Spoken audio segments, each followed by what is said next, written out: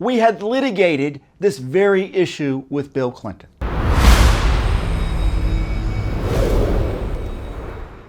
Back in early part of this year, when this issue about the president tearing up records and throwing them down toilet bowls, or him actually having to turn certain records back to the archives because they were, quote, presidential records, I remember thinking, and I tweeted as such, that what's going on here?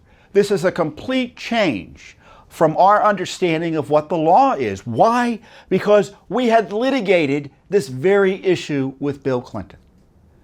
Bill Clinton, after he had left office, we found out that he had kept 78 or 79 recordings, tape recordings of his activities as president. There was an author who was, I think, in his residence, or maybe it was in the Oval Office, or both, it doesn't really matter. And he wasn't just interviewing Bill Clinton, and these weren't his just casual thoughts. These tapes were documenting his presidency in the sense they captured him, according to reports, communicating with foreign leaders, members of Congress, etc. And we had seen that material be publicly disclosed somehow. And back in 2009, back when I was a little kid, we asked for them under I believe the FOIA law, the Freedom of Information Act. We may have invoked the Presidential Records Act because of the intersection between the two. And I won't get into too much complexity on that, but essentially the PRA, once the records become part of the Presidential Records Act process over at the archives and are processed, they're subject to disclosure under law. And the disclosure requirements are similar to FOIA. So it's all kind of bound up in the same approach in terms of public disclosure. So our thinking was, well, how is it the president can take records with him that evidently relate to government decision making and just say they're personal? And we thought that the Presidential Records Act and the law generally required the archives to go and get them. And this is what happened. The Justice Department, who represented the archives in the case we pursued, said, nope, you can't do it. You can't force them to do it. The president has the right to have the records. They're presumptively his because he didn't transfer them over at the end of his presidency, so we just presume them to be personal. I want to say that again. The lawyer for the archives told the federal court judge that because a president had certain records after the presidency that he had not turned over to the archives at the end of his presidency, they were presumed to be personal. Now, did they tell that to Judge Reinhardt down in Florida when they went in there, waving their arms, waving their hands, saying, oh, he has presidential records, oh, he has classified records? I doubt it. I doubt it. And you can bet that's why they don't want to turn over to Judicial Watch and to you, the American people, the full explanation, the full background as to what they told the judge there, but I'll get into that later.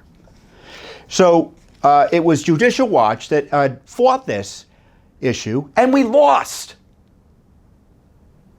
And so it comes up again this year where they're making this argument that he has presidential records he has no right to. And I was thinking, based on what the government had previously said and this important court decision, that was a lie. They were misstating the state of the law. They were misstating government policy. And I want to explain to you more about this Clinton sock drawer case, as I call it, because it really blows out of the water the idea that President Trump did anything wrong in keeping these records. And, you know, the irony is, on top of that, is the reports are he was still being nice and accommodating and turning over records, you know, pretending, I don't know if he was pretending or not, but at least acceding to the government's argument, well, these are presidential records. And he's like, okay, well, take them. They're classified. Okay, take them. My argument is he didn't have to do either. And if I were him, I would have said, look, these are my records.